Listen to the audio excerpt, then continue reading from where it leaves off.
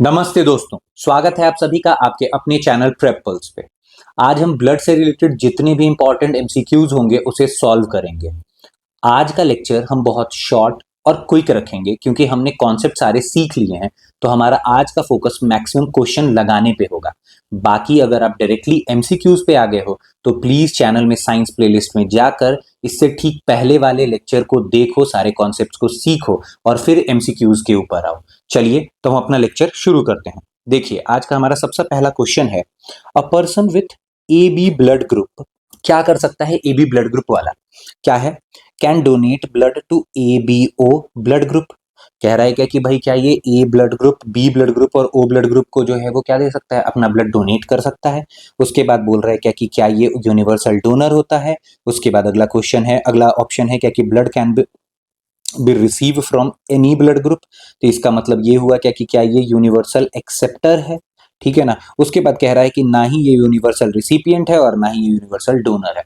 अब एक बात बताओ, मैंने आपको बताया था क्या कि भाई पूरा एक चार्ट ही बनाया था। देखो, ये था पूरा चार्ट, एक पूरे ब्लड ट्रांसफ्यूजन का जो है वो एक चार्ट था। और क्वेश्चन कहाँ से आया है? क्वेश्चन इस जगह से आया है। मैंने डायरेक्टली जो है वो स्क्रीनशॉट लगा दिए क्या कि मैंने कहाँ कहाँ से आपको बताया था, इसीलिए कॉन्सेप्ट बहुत जरूरी है। तो देखो, यहाँ पे मैंने बताया था क्या कि सबसे पहला ऑप्शन कह रहा है क्या कि ए बी और ओ को डोनेट कर सकता है। एक बात बताओ, मैंने पहले ही एक ट्रिक बताया था आपको क्या कि ए और बी, जहाँ पे जैसे ए है तो ए जहाँ पे भी दिखे वो उसको डोनेट कर सकता है। तो ए अगर यहाँ पे ए ब्लड ग्रुप वाला है तो ये ए को भी डोनेट कर सकता है, और ए बी में भी ए दिख रहा है तो यहाँ पे डोनेट कर सकता है। इसके अलावा दोनों जगह नहीं कर सकता है। ए बी में सेम चीज, क्या जहां जहां ए बी दिखेगा वहीं डोनेट करेगा। तो सिर्फ ए वाले में नहीं करेगा, सिर्फ बी वाले में नहीं करेगा, और ए बी वाले में ये कर देगा। तो भैया क्या जो है ये क्या ए बी और ओ को कर सकता है? नहीं, ये सिर्फ जो है वो ये ऑप्शन गलत है। ये सिर्फ जो है वो ए बी जो है वो सिर्फ ए बी को ही दे सकता है, तो ये ऑप्शन गलत हो गया। यूनिवर्सल डोनर, भैया यूनिवर्सल डोनर कौन होता है? ओ ब्लड ग्रुप होता है। देखो, ये सभी को डोनेट कर सकता है, ठीक है। तो यहाँ जो है ये भी गलत हो गया। उसके बाद बोल रहा है क्या कि ये यूनिवर्सल एक्सेप्टर होता है, blood can be received from any blood group. तो बिल्कुल सही, ए बी जो होता है वो क्या होता है? यूनिवर्सल एक्सेप्टर होता है, यूनिवर्सल एक्सेप्टर होता है। तो कौन सा ऑप्शन सही हो गया? ये वाला ऑप्शन जो है वो सही है, ऑप्शन सी करेक्ट है, ठीक। तो इस तरीके से, इसीलिए कॉन्सेप्ट्स बहुत जरूरी है। अब देखिए, अगला क्वेश्चन है, normal human bleeding time and clotting time are dash and dash. मतलब यहाँ पे जो है वो आपको ब्लीडिंग टाइम के बारे में बताना है और यहाँ पे जो है वो क्लॉटिंग टाइम के बारे में बताना है। अब बताओ, मैंने ये भी आपको जो है वो लेक्चर में बताया था। देखो, जहाँ पे मैंने आपको क्लॉटिंग का पूरा कॉन्सेप्ट बताया था, यहाँ पे आपको पूरा क्लॉटिंग का स्टेप समझाया था, वहीं पे मैंने जो है वो ये बताया था क्या कि देखो भाई, ब्लीडिंग टाइम जो होता है वो 2 से 7 मिनट का होता है और क्लॉटिंग टाइम जो होता है वो 3 से 10 मिनट का होता है। समझ में आई बात? तो क्या पूछ रहा है? अब देखो, जिसने वो कॉन्सेप्ट सारे देखे हुए हैं उसके लिए क्वेश्चन कितना आसान हो गया। कितना आसान है भाई, 2 से 7 मिनट जो है वो ब्लीडिंग टाइम होगा, 2 से 7 मिनट का जो है वो ब्लीडिंग टाइम होगा, और 3 से 10 मिनट का जो है वो क्लॉटिंग टाइम होगा, ठीक है। अब क्लॉटिंग में जो है वो ये चीज आप बिल्कुल याद रखना क्या कि भाई सबसे इंपॉर्टेंट क्या होता है? सबसे इंपॉर्टेंट फैक्टर्स जो हैं वो ये हैं, फैक्टर्स जो इंपॉर्टेंट है, जैसे कैल्शियम का आयन, विटामिन के और फिब्रिनोजेन। फिब्रिनोजेन ये याद रखोगे आप, ठीक है ना, ये चीज। चलो आगे आगे देखते हैं, विच of the following is not. जब भी नॉट आए तो एकदम जो है वो आप अलर्ट हो जाओ। जब भी क्वेश्चन में नॉट आए या फॉल्स आए तो आप एकदम अलर्ट हो जाओ। Is not found in human blood. Blood में कौन सी चीज नहीं पाई जाती है? तो एक बात बताओ, ल्यूकोसाइट्स। ल्यूकोसाइट्स क्या होता है भाई? ल्यूकोसाइट्स डब्ल्यूबीसी को क्या बोलते हैं? ल्यूकोसाइट्स कहते हैं। कॉन्ड्रोसाइट्स, भैया आगे चलते हैं। लिम्फोसाइट्स, लिम्फोसाइट्स जो था वो डब्ल्यूबीसी का ही पार्ट था, डब्ल्यूबीसी का ही पार्ट था, है ना। मोनोसाइट्स, मोनोसाइट भी जो है वो डब्ल्यूबीसी का ही पार्ट था, ठीक है ना। सबके फंक्शन के बारे में बताया था, ठीक है। तो बचा क्या भाई? कॉन्ड्रोसाइट, खत्म। कॉन्ड्रोसाइट आप नहीं जानते हो फिर भी आपको पता रहेगा क्या कि कॉन्ड्रोसाइट। बहरहाल मैंने ये आपको जो है वो बताया हुआ है कि कॉन्ड्रोसाइट क्या है। आप मुझे कमेंट में बताओगे क्या कि कॉन्ड्रोसाइट क्या होता है, ठीक। चलिए आगे। उसके बाद which of the following does not, फिर से नॉट आ गया, ठीक है ना। Does not refer to cholesterol. अब कोलेस्ट्रॉल से क्या रिलेटेड नहीं है? देखो क्या बोल रहा है, low density lipoprotein, high density lipoprotein, Rhesus factor, और उसके बाद कैंड प्रोटीन। अब कैंड प्रोटीन मतलब क्या हुआ? जो कैन में जो है जो प्रोटीन वाले प्रोडक्ट जो कैन में स्टोर करके रखते हैं ना, आजकल टूना फिश जो बाहर से इंपोर्ट होके आता है वो कैन में डब्बे में बंद होके आता है, तो उस चीज के बारे में ये पैकेज्ड प्रोटीन प्रोडक्ट के बारे में बात कर रहा है, ये पैकेज्ड प्रोटीन के बारे में बात कर रहा है, ठीक ना। तो ये चीज है, ठीक। तो अब इसमें बताओ क्या कि इसमें क्या हो सकता है। देखो मैं आपको बात बताता हूँ, एक चीज यहीं पे आप समझो क्या कि low density low density lipoprotein क्या होता है? देखो, लो डेंसिटी लिपोप्रोटीन जो है ये क्या करता है, क्योंकि ये कोलेस्ट्रॉल को कोलेस्ट्रॉल को ट्रांसपोर्ट करता है, कोलेस्ट्रॉल को ट्रांसपोर्ट करता है कहाँ से? लिवर से कहाँ? बॉडी में, बॉडी के हर एक भाग तक, ठीक है ना। तो ये क्या करता है कि transport cholesterol from liver to cells throughout the body, ठीक ना। तो ये जो है वो बॉडी सेल्स तक पहुंचाने का काम कर देता है। तो ये जो है वो कोलेस्ट्रॉल से रिलेटेड है, तो ये तो सही बात हो गई। अब जो है वो हम जानते हैं क्या कि हाई डेंसिटी लिपोप्रोटीन को समझते हैं।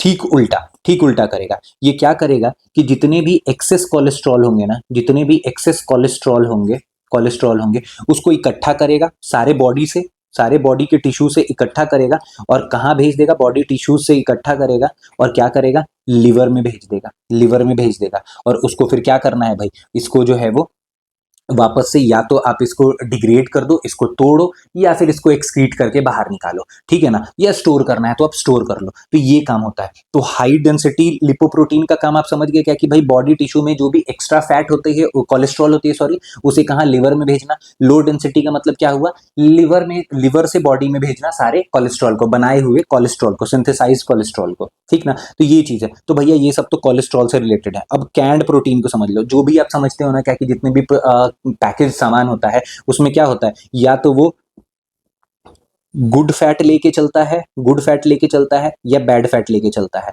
ठीक है ना। तो फैट मींस कोलेस्ट्रॉल, फैट से जो है वो क्या बनेगा? लिपिड से जो है वो क्या बनेगा? कोलेस्ट्रॉल का फॉर्मेशन होगा। मींस यहाँ पे भी कोलेस्ट्रॉल की बात है। तो बचा कौन सा? बचा है रीसस फैक्टर। और आपको पता होगा क्या कि रीसस फैक्टर जो है वो क्या है? रीसस मंकी में देखिए क्या पता चला था हमें, रीसस फैक्टर एक RH पॉजिटिव होता है जिसके ऊपर एंटीजन होता है, और एक जो होता है वो RH नेगेटिव होता है जिसके ऊपर एंटीजन नहीं होता है। वही वाली बात जिससे हम जो है वो A पॉजिटिव हो जाते हैं या कोई A नेगेटिव हो जाता है, ये वाली बात, ठीक। तो यहाँ पे तो ये ब्लड की बात है, ये कोलेस्ट्रॉल की बात तो है ही नहीं, ठीक। तो यहां से भी आप पकड़ सकते हो अगर आपको कुछ भी नहीं पता है फिर भी, ठीक। आगे चलते हैं। आगे है who invented ABO blood group system. एकदम जब ब्लड शुरू किया था उसी समय बताया था क्या कि ABO सिस्टम किसने बताया था आपके कार्ल स्टीनर ने। तो देखो वैसे भी आप समझ लो ना क्या कि क्या कहते हैं, खून को, है ना, लोग बोलते हैं ना ये खून की बात है, ये खून जो है वो अपना रंग दिखा देता है, गांव घर में इस तरीके से बात की जाती है। तो खून को जो आप तो इस तरीके से समझ सकते हो क्या कि खून जो है वो जमीन से जुड़ी हुई बात है। खून जो है वो क्या है? जमीन से जुड़ी हुई बात है। तो यहां से आप ये चीज समझ सकते हो क्या कि ब्लड ग्रुप से आप किस तरीके से याद कर सकते हो। तो ये ब्लड ग्रुप जो है वो जमीनी बात हो गई, तो जमीनी बात से आप लैंड से इस तरीके से याद कर सकते हो, है ना। और सर्कुलेशन सिस्टम में ब्लड को जो है वो किसने ढूंढा था? हार्वे ने। ब्लड अपना वे बना लेता है तो हार्वे, इस तरीके से याद किया था, ठीक। अब देखो यहाँ पे एक बहुत इंपॉर्टेंट नाम है जिसमें पेपर में बहुत ज्यादा पूछा जाता है, और वो कौन है? एडवर्ड जेनर को जो है वो बताया जाता है फादर ऑफ वैक्सीन। एकदम पेपर में पूछा जाता है फादर ऑफ वैक्सीन या इम्यूनोलॉजी, ठीक। और दूसरा, इन्होंने जो है वो वैक्सीन के फादर हैं, तो वैक्सीन किसका ढूंढा? स्मॉल पॉक्स का। अब देखो इंडिया ने जो है वो डिक्लेयर कर दिया, ये पेपर में पूछा जाता है क्या कि इंडिया ने कब डिक्लेयर किया क्या कि स्मॉल पॉक्स जो है वो हमारे यहाँ से खत्म हो गया, इरेडिकेट कर गया। तो कब किया गया? ये जो है वो साल है 1977 का, ये भी पूछा जाता है। तो ये बहुत बहुत इंपॉर्टेंट है, ठीक है ना। ये जब न्यूट्रिशन पढ़ेंगे, जब डिजीज पढ़ेंगे, वहां पे ये सारी चीजें आएंगी, लेकिन फिर भी इंपॉर्टेंट है तो यहाँ आप जान लो, ठीक। अगला क्वेश्चन है how many litres of blood does an adult human have. एक वयस्क मनुष्य में कितने लीटर रक्त होता है? भैया बताओ क्या कि कितना लीटर। अब नॉर्मली आपके दिमाग में आएगा क्या कि हाँ भाई ये तो हमें पता है 5 से 6 लीटर, 5 से 6 लीटर। लेकिन एक बात बताओ, एनटीपीसी ने क्या किया? 5 और 6 दोनों ही ऑप्शन में दे दिया। अब कौन सा मारोगे? 5 से 6 लीटर जानते हो तुम तो, रेंज जानते हो, तुम्हें तो ये पता ही नहीं है क्या कि भाई 5 लीटर या 6 लीटर, अब कौन सा ऑप्ट करें। तो यहाँ पे जो है वो ऑप्शन मतलब जब आंसर की जब आता है ना तो यहीं पे ऑब्जेक्शन डालते हैं। अब बहुत सारे टीचर आपको कंफ्यूज करना शुरू करते हैं। जब भी आपसे 5 से 6 लीटर की बात होगी, इस तरीके से जब आप रेंज की बात करते हो, तो रेंज में कभी भी आप अपर लिमिट को नहीं लेते हो।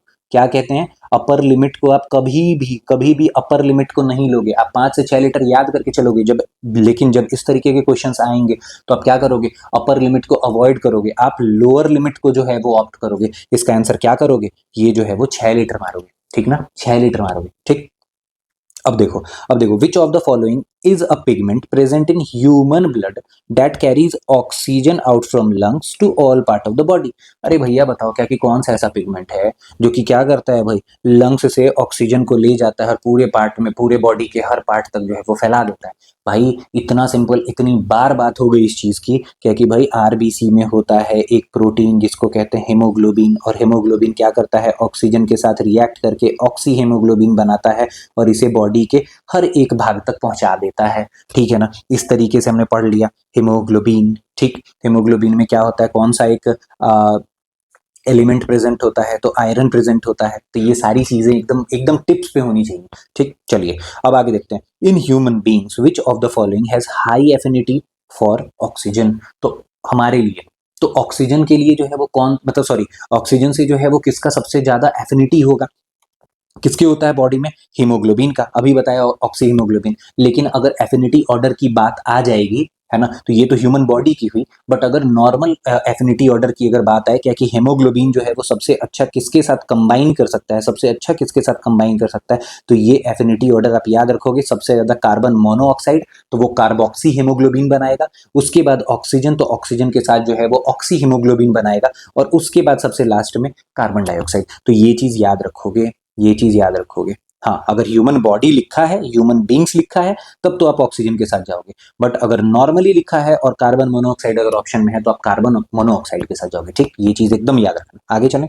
विच of the following cells present in the human body does not, फिर से नॉट वाली बात आ गई तो एकदम दिमाग फिर से अलर्ट, हैव न्यूक्लियस। किसके पास नहीं होता है न्यूक्लियस, किसके पास, erythrocyte, nerve cells, non linear nerve fibres और डब्ल्यूबीसी या व्हाइट सेल्स। ठीक, एक बात बताओ, जैसे ही जो है वो न्यूक्लियस न होने की बात हुई, तो यहाँ पे आरबीसी याद आता है। आरबीसी, आरबीसी के पास क्या नहीं होता था, ये ए न्यूक्लिएटेड होता था, मतलब इसके पास न्यूक्लियस भी नहीं होता था, और क्या नहीं होता था, माइटोकॉन्ड्रिया भी नहीं होता था। ये सारी बात, और इसका दूसरा नाम क्या होता था, एरिथ्रोसाइट्स होता था, एरिथ्रोसाइट्स होता था। दूसरी बात, ये बनता कहाँ पे था, ये बनता था आपके बोन मैरो में, ये बनता कहाँ था, बोन मैरो में। ठीक है ना, ग्रेवयार्ड, मरता कहाँ था, इसका ग्रेवयार्ड कौन था, ग्रेवयार्ड था इसका स्प्लीन। इसका ग्रेवयार्ड क्या था, स्प्लीन। ये बनता है बोन मैरो में, ये कौन से प्रोसेस से बनता है, तो एरिथ्रोपोएसिस से बनता था, एरिथ्रोपोएसिस, पोएसिस से बनता था। ठीक ना, ये सारी बात एकदम टिप्स पे। अच्छा, इसका जो है वो लाइफ स्पैन कितना होता है, 120 दिन का। तो ये सारी चीजें जो है ना वो एकदम टिप्स पे होनी चाहिए, क्या कि हाँ ये सब चीज। आरबीसी का अगर काउंट पूछ ले, क्या कि काउंट अगर कम हो जाए, ज्यादा हो जाए, तो आरबीसी डिसऑर्डर्स के बारे में भी मैंने बताया था, तो वो सारी चीजें आपको एकदम टिप्स के ऊपर होनी चाहिए।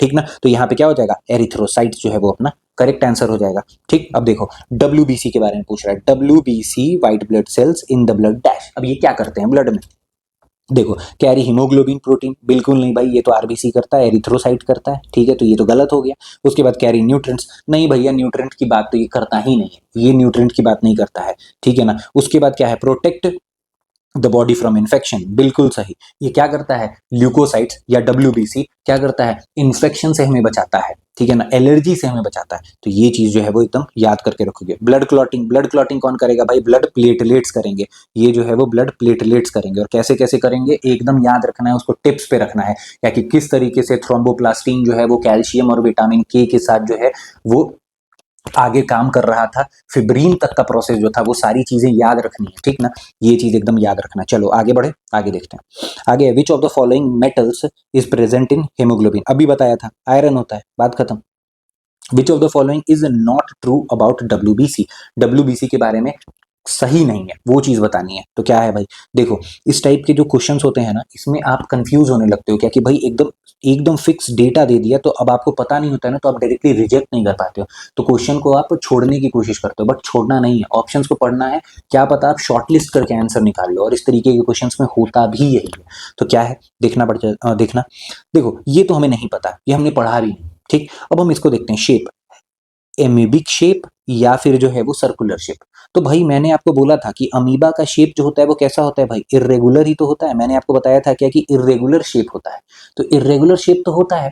और अमीबिक शेप जो है वो भी क्या होता है, ये भी जो है वो इर्रेगुलर शेप ही है। तो ये इस बारे में बात हुई। ये जो है वो पैथोजेंस, बाहरी पैथोजेंस, क्योंकि हमें एलर्जी से बचाता है तो इसे हम सोल्जर भी कहते हैं, सोल्जर भी कहते हैं, और पैथोजेंस, बाहरी पैथोजेंस को मारता भी है। तो ये भी सही बात और ये भी सही बात। चलिए, अब इसमें जो है वो न्यूक्लियस होता है कि नहीं? बिल्कुल, इसमें न्यूक्लियस होता था, हमने ये पढ़ा भी था, इसमें न्यूक्लियस होता है। ए न्यूक्लिएटेड कौन सा था? अभी देखा था, आरबीसी होता है। ठीक है, तो ये सारी बातें थी, तो गलत कौन सा था? गलत ये था, गलत ये था। तो इस तरीके से जो है वो शॉर्टलिस्ट जरूर करना, एक बार ऑप्शंस को जरूर पढ़ना, अपने ऊपर कॉन्फिडेंस होगा, बिल्कुल कर ले जाओगे। ठीक, आगे देखें, आगे देखिए, ये सारी चीजें देखो, न्यूक्लिएटेड होता है, न्यूक्लियस होता है, इरेगुलर था, इम्यूनिटी प्रोवाइड करता है, लाइफ स्पैन के बारे में बात हुई थी, red bone marrow, lymph organs, ये सारी चीजों के बारे में बात हुई थी, सारी चीजें जो है वो बहुत अच्छे से बताया था। देखो, ये सोडियम साइट्रेट, ये भी बताया था क्या कि भाई ये ब्लड बैंक में यूज होता है ताकि हमारा जो है वो खून का थक्का ना बन जाए, यही वाला केमिकल यूज होता है। और हमारी बॉडी में कौन सा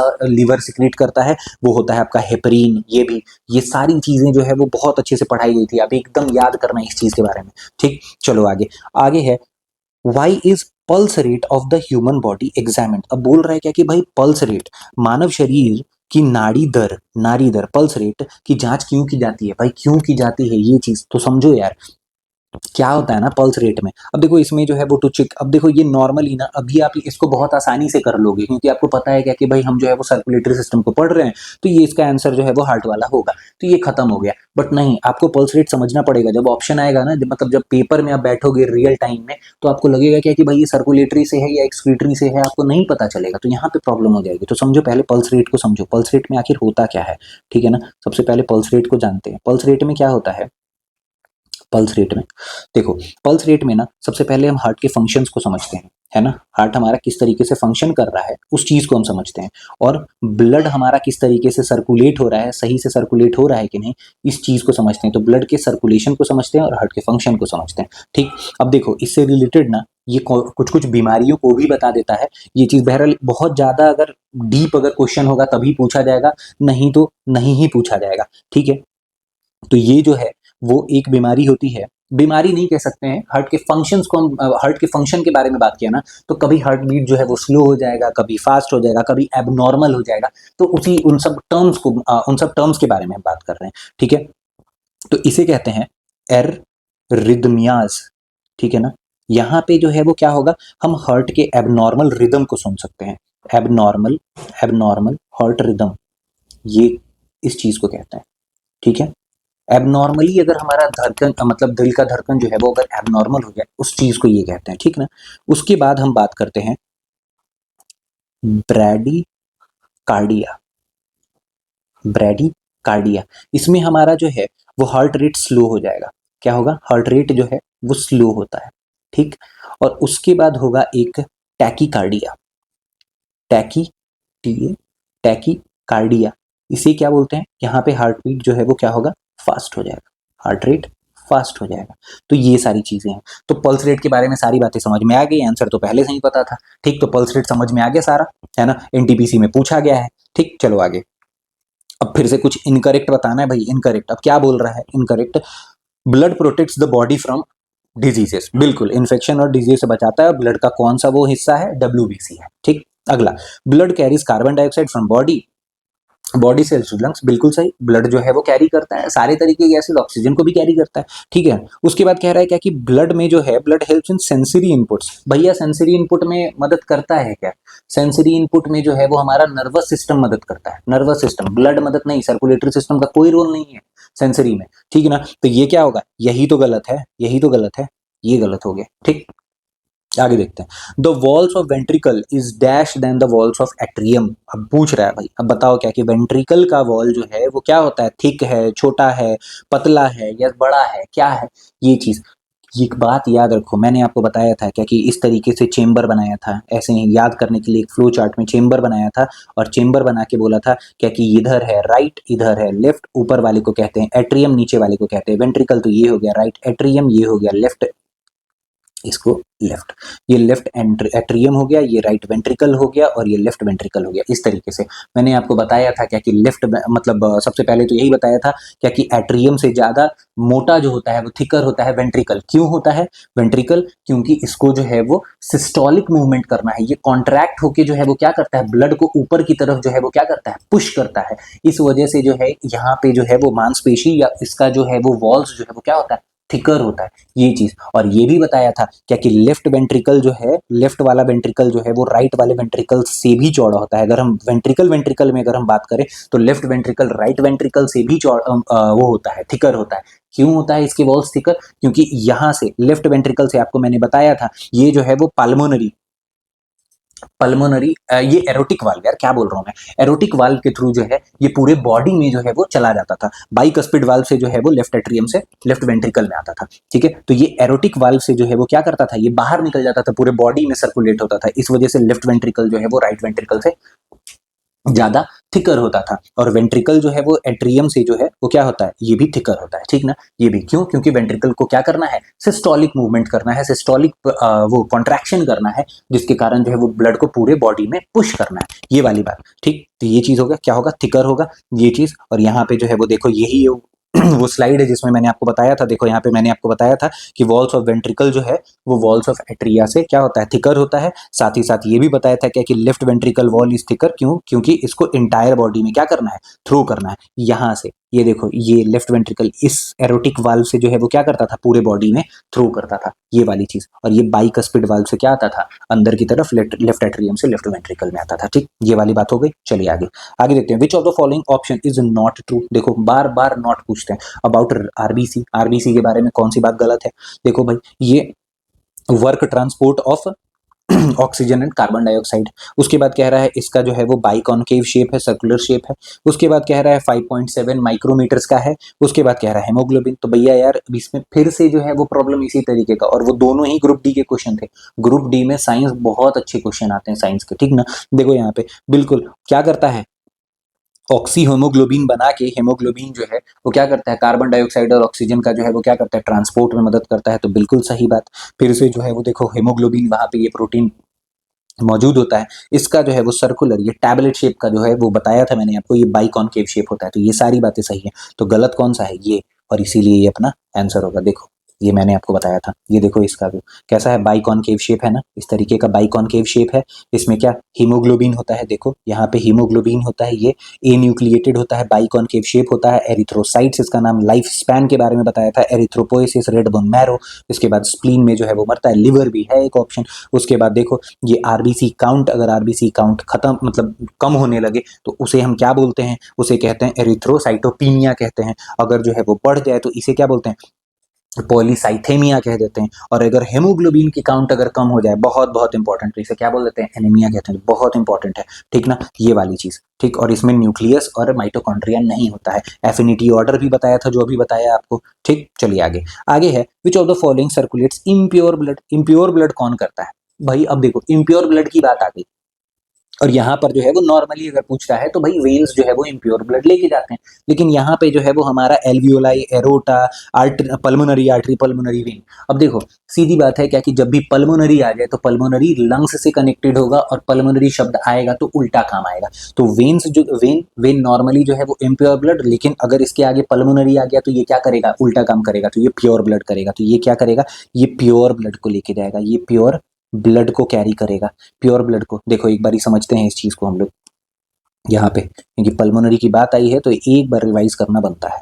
देखिए भाई यहाँ पे क्या होता है, इस तरीके से हमने काटा था हार्ट के 4 चैम्बर को, और ये जो था वो राइट पोर्शन था, ये जो था वो लेफ्ट पोर्शन था। ऊपर वाला एट्रियम होता था और नीचे वाला वेंट्रिकल होता था। तो इसी वजह से ये राइट एट्रियम, ये लेफ्ट एट्रियम, ये जो है वो आपका राइट वेंट्रिकल, और ये हो गया लेफ्ट वेंट्रिकल, ठीक। यहाँ पे थे 4 वाल्व, यहाँ पे जो थे वो 4 वाल्व थे।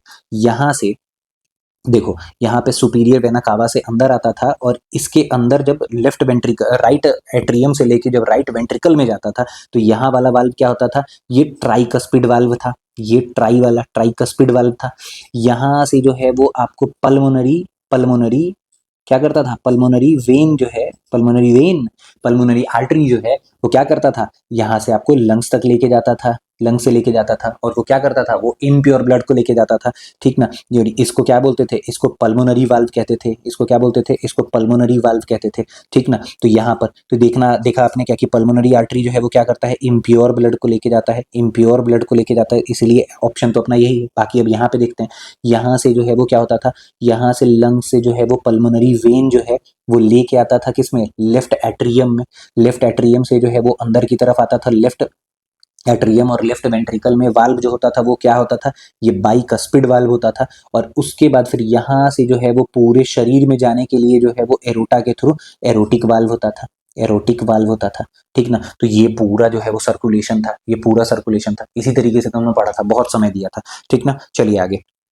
अब देखो कार्ल लैंडस्टीनर, कार्ल लैंडस्टीनर ने भैया क्या ढूंढा था, इज नोन फॉर, किस लिए जाने जाते हैं, तो भैया यार इस ये जो है वो ब्लड ग्रुप पता करने के लिए जाने जाते हैं, ठीक ना। ठीक, ब्लड ग्रुप पता करने के लिए जाने जाते हैं। आगे चलते हैं। विच of the following organs of human body has sinoatrial node. अब बताओ साइनोएट्रियल नोड, एसए नोड, इसी को तो कहते थे ना, एसए नोड, एसए नोड। तो कौन से ऑर्गन पे होता है, कौन से बॉडी के ऑर्गन पे, याद है, अभी फिर से एक बार चेंबर बना रहा हूँ। यहाँ पर जो था वो राइट एट्रियम था, और राइट एट्रियम के ठीक ऊपर जो है वो एसए नोड होता था, एसए नोड होता था। क्या काम करता था, पेस मेकर, है ना, पेस मेकर, पेस मेकर का काम करता था, है ना। हार्ट बीट जनरेट करने का काम करता था, यही तो होता है ना पेस मेकर का काम। तो ये होता था, किस चीज से रिलेटेड है, हार्ट से रिलेटेड है, ठीक ना। ये सारी चीजें, ठीक। अब आगे देखिए, विच of the following describes heart functioning more appropriately, more appropriately. क्या कह रहा है भाई, एक है आपका इलेक्ट्रोकार्डियोग्राम, एक होता है इकोकार्डियोग्राम, एक हो गया स्टेथोस्कोप, और एक हो गया लिपिड प्रोफाइल। कौन सा सबसे अच्छे से बताएगा। सबसे पहले इंपॉर्टेंट, आपको पेपर में सबसे ज्यादा जो है वो कंफ्यूजन किस में होने वाला है, पेपर में कंफ्यूजन होने वाला है इन दोनों में, इलेक्ट्रोकार्डियोग्राम और इकोकार्डियोग्राम। पहले हम लोग इसी को समझते हैं क्या कि भाई ये दोनों हैं क्या। चलिए पहले इसको समझते हैं कि आखिर ये दोनों हैं क्या, देखते हैं, इसको अच्छे से समझते हैं, ठीक है। देखो सबसे पहले हम लोग इलेक्ट्रोकार्डियोग्राम को समझते हैं। Electrocardiogram, electrocardiogram means ECG, electrocardiogram. और दूसरा क्या था, इकोकार्डियोग्राम, इकोकार्डियोग्राम, ठीक है। अब देखिए, अगर हम बात करें इलेक्ट्रोकार्डियोग्राम की, तो इसमें क्या होता है, सबसे पहले जो है वो देखो, ये ना क्या करता है, ये रिकॉर्ड करता है, ये रिकॉर्ड करता है किस चीज को, इलेक्ट्रिकल एक्टिविटी, किसके, हार्ट के। तो हार्ट की क्या करता है, हार्ट के इलेक्ट्रिकल एक्टिविटी को, नाम से ही पता चल रहा है, इलेक्ट्रो, इलेक्ट्रो मीन्स इलेक्ट्रिसिटी। तो ये इलेक्ट्रिकल एक्टिविटी, हार्ट के इलेक्ट्रिकल एक्टिविटी को क्या करता है, ये देखता है, ये रिकॉर्ड करता है, ठीक। दूसरा क्या करता है, ये हार्ट रेट को देखता है, हार्ट रेट पर इसकी निगरानी होती है, हार्ट रेट के ऊपर इसकी निगरानी होती है। तो इसीलिए ये क्या कर सकता है, ये एबनॉर्मेलिटीज को भी जो है वो मेजर कर सकता है, एबनॉर्मेलिटीज को भी जो है वो क्या कर सकता है, मेजर कर सकता है, ठीक है ना। और हार्ट के एबनॉर्मेलिटीज के बारे में मैंने आपको बताया, अभी बताया था पल्स रेट वाले में, ठीक है ना। उसके बाद फिर जो है वो अगर हम बात करें, तो ये हार्ट इमेज, ये बहुत बहुत इंपॉर्टेंट है, हार्ट इमेज को ये नहीं बना सकता है, ये हार्ट इमेज फॉर्म नहीं कर सकता है। तो ये चीज़ आपको याद रखना है क्या कि भाई इलेक्ट्रोकार्डियोग्राम क्या कर सकता है, ये इलेक्ट्रिकल एक्टिविटी, हार्ट के इलेक्ट्रिकल एक्टिविटी पे ये रिकॉर्ड करता है उसको, साथ ही साथ जो है वो हार्ट रेट के एबनॉर्मेलिटीज को ये मेजर कर सकता है। दूसरी बात क्या है कि भाई ये हार्ट के इमेज को नहीं बना सकता है, ठीक है। अब इकोकार्डियोग्राम के बारे में अगर हम बात करें, तो ये आखिर है क्या, इसको हम कहते हैं कार्डियक अल्ट्रासाउंड, कार्डियक अल्ट्रासाउंड होता है ये, ठीक है ना, कार्डियक अल्ट्रासाउंड है ये, ठीक। अब चूंकि ये बहुत ज्यादा मिलता जुलता है ना, देख रहे हो यहाँ पे इको है और यहाँ पे इलेक्ट्रो है, इसीलिए ये जो है ना बहुत ज्यादा कंफ्यूजन क्रिएट कर देता है। आप कई बार ना ऑप्शन में आप नॉर्मली कार्डियोग्राम कार्डियोग्राम देखोगे, कोई भी ऑप्शन मार के निकल जाओगे, आपको लगेगा वही तो था, और मार के निकल जाओगे। तो इस वजह से ये थोड़ा प्रॉब्लम क्रिएट कर देता है, इसीलिए मैं इस पे ज्यादा ध्यान दे रहा हूँ। अब देखो समझना जरा क्या कि ये क्या करता है भाई, अल्ट्रासाउंड, अल्ट्रासाउंड जो है वो क्या है भाई, साउंड ही तो है यार, साउंड है ना। तो साउंड, ये अल्ट्रासाउंड क्या करेगा, अल्ट्रासाउंड के थ्रू जो है, अल्ट्रासाउंड के थ्रू, अगर फिजिक्स अच्छे से पढ़ा है तो अल्ट्रासाउंड का मुझे रेंज बताओगे आप कमेंट में, ठीक ना। अब देखो अल्ट्रासाउंड जो है वो अल्ट्रासाउंड को यूज करके ये क्या करेगा, इमेज बनाएगा हमारे मूविंग हार्ट का, हार्ट जो है वो तो धड़क रहा है, तो धड़क रहा है तो उसमें मोशन है, इसीलिए मूविंग हार्ट का क्या करता है, इमेज बना सकता है। ठीक है, ये चीज करेगा। साथ ही साथ इसी चीज से हम और क्या कर सकते हैं, अपने हम हार्ट के साइज के बारे में, साइज के बारे में, शेप के बारे में जान सकते हैं, और हमारा हार्ट जो है वो ढंग से मोशन कर रहा है कि नहीं वो भी हम जान सकते हैं। उसके बाद हम ये भी जान सकते हैं क्या कि वाल्व जो है, जो हमारे 4 वाल्व थे, वो फंक्शन जो है वो प्रॉपरली कर रहे हैं कि नहीं कर रहे हैं, उस चीज के बारे में हम जान सकते हैं। उसके बाद ब्लड का फ्लो जो है, ब्लड का फ्लो जो है वो हार्ट में ढंग से हो रहा है कि नहीं, वाल्व के थ्रू हो रहा है कि नहीं, उस ब्लड के फ्लो के बारे में जान सकते हैं। और ये भी जान सकते हैं क्या कि हमारे हार्ट का पंपिंग स्ट्रेंथ जो है, पंप करने की जो एबिलिटी है वो प्रॉपर है कि नहीं है, ये भी जान सकते हैं। अब खुद ही बताओ क्या कि इकोकार्डियोग्राम, अगर हार्ट में कोई प्रॉब्लम हो रहा होगा तो तुम इकोकार्डियोग्राम कराना चाहोगे या इलेक्ट्रोकार्डियोग्राम कराना चाहोगे? समझ में आई बात? तो ऑब्वियसली आप इकोकार्डियोग्राम कराना चाहोगे, आप अल्ट्रासाउंड कराना चाहोगे अपने हार्ट का। ठीक है ना, तो यहां से आपको क्या पता चला कि आप इकोकार्डियोग्राम कराओगे। समझ में आई बात? ईसीजी और इकोकार्डियोग्राम या कार्डियक अल्ट्रासाउंड में आपको सारे प्रॉब्लम, मतलब जो भी इसके पेचीदा बात थी, पेचीदा पॉइंट्स थे, वो समझ में आ गया। चलो आगे चलते हैं। आगे है the arteries carry blood are filled with. Arteries में क्या होता है, कितना आसान है। आर्टरीज में क्या होता है, ऑक्सीजन होता है, कार्बन डाइऑक्साइड, टॉक्सिन या लिपिड्स। भाई आर्टरीज में ऑक्सीजन होता है। अभी आर्टरीज में ऑक्सीजन, मैंने एक पूरा चार्ट ही बना दिया था, किसमें वाल्व होता है, किसमें ऑक्सीजनेटेड ब्लड होता है, ये सारी चीजों के बारे में बताया था। ठीक ना, देखो ये सारी बातें मैंने आपको बताई थी कि आर्टरीज का फंक्शन क्या होता है, वेन्स का फंक्शन क्या होता है, कैपिलरीज का फंक्शन, किसमें ऑक्सीजनेटेड होता है, किसका थिकनेस ज़्यादा, किसका ल्यूमेन साइज कम, किसका वाइडर है, ये सारी चीज़ें। किसमें वाल्व होता है, वाल्व वाला तो एकदम याद करके रखो क्या कि वाल्व जो है वो वेन्स में होता है। बार बार बोल रहा हूँ, ये पेपर में आता है, ये सारी चीज़ें आती है, तो इसको बिल्कुल याद करके रखना है। ठीक, आगे क्या है, plasma a constituent of blood is a. Plasma जो है, जो ब्लड प्लाज्मा था, वो क्या है, वो क्या सेल है? नहीं भैया, सेल थोड़ी है। सेल मसल है? नहीं, मसल नहीं है। क्या टिश्यू है? नहीं, टिश्यू नहीं है। ब्लड ही पूरा एक फ्लूइड कनेक्टिव टिश्यू है, तो उसके अंदर का कॉन्स्टिट्यूएंट थोड़ी होगा, वो एक फ्लूइड है। वो एक क्या है, वो एक फ्लूइड है। ठीक ना, वो एक फ्लूइड है। ठीक, देखो ये पूरा ब्लड प्लाज्मा के बारे में मैंने बताया हुआ था क्या कि ये येलोइश कलर का होता है। इसके अंदर जो है वो 2 तरीके के प्रोटीन होते हैं, होते बहुत सारे तरीके के हैं, जो कि ब्लड क्लॉटिंग फैक्टर में सबसे इंपॉर्टेंट है। एक आपका प्रोथ्रोम्बिन होता है और एक होता है फिब्रिनोजेन, ये वाली चीज। उसके बाद इसमें एल्बुमिन प्रोटीन भी है, ग्लोबुलिन प्रोटीन भी है, ये सारी चीजें होती है। और सीरम बनाने का जो है वो सीरम बनाना कह रहा हूँ, मतलब सीरम किसको कहते हैं वो भी मैंने बताया था क्या कि अगर प्लाज्मा में से आप क्लोटिंग फैक्टर क्या, फिब्रिनोजेन अगर हटा देते हो तो वो क्या बच जाता है, वो सीरम बच जाता है। तो ये सारी चीजें मैंने आपको बताई थी। इसमें जो है वो 92% क्या होता है, वाटर होता है, इसीलिए ये क्या है, एक फ्लूइड है। क्या है, एक फ्लूइड है। ये बात आपको समझ में आई? ठीक है, अच्छा। तो ये था हमारा आज का लास्ट क्वेश्चन। आज हमने टोटल अराउंड 20 क्वेश्चंस के अराउंड सॉल्व किया है, और मैं जल्द ही इस टॉपिक से रिलेटेड और अच्छे क्वेश्चंस लेकर आऊंगा, क्योंकि पेपर में ना ह्यूमन फिजियोलॉजी से सबसे ज्यादा और कॉन्सेप्चुअल क्वेश्चन यहीं से बनते हैं। और आप देख रहे होंगे मैं सबसे ज्यादा सर्कुलेटरी सिस्टम पे टाइम भी दे रहा हूँ। बाकी तब तक के लिए स्टैटिक जीके और हिस्ट्री सीरीज को भी देखिए, जहां आपको मतलब ट्रिक्स और कॉन्सेप्ट्स दोनों ही दी जा रही हैं। बाकी अपना सपोर्ट बनाए रखिए। धन्यवाद।